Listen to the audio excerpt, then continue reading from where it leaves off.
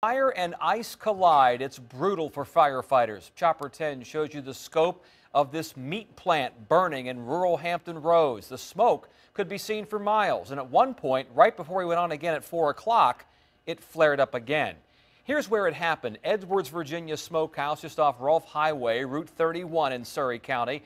10 on your side flew over the scene, and we had a crew on the ground shortly after the call came in. Our Lex Gray remains there tonight with this update. Lex.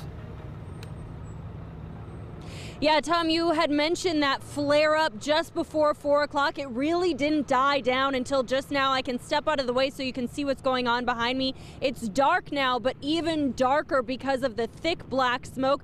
The fire crews had actually brought in heavy machinery. They were tearing down the walls of the plant, and you could see flames still just shooting out from outside of it. And again, this is now, we're talking about, it started around 12:45 and it's still blazing here. Now it looks like it's died down to smoke. Let's go back and show you more of that video of what it looked like earlier as Chopper 10 flew overhead. You can see that smoke just pouring out.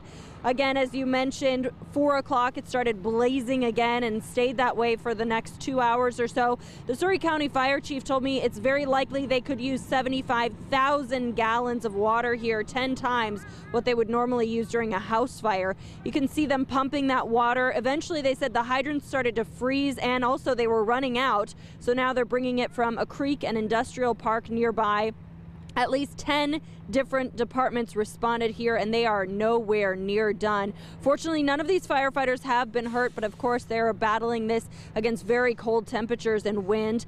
I also spoke to a woman who's worked here for 24 years. She was here when this started. She told me she smelled smoke, went outside and saw it coming from the loading dock where it is not supposed to be.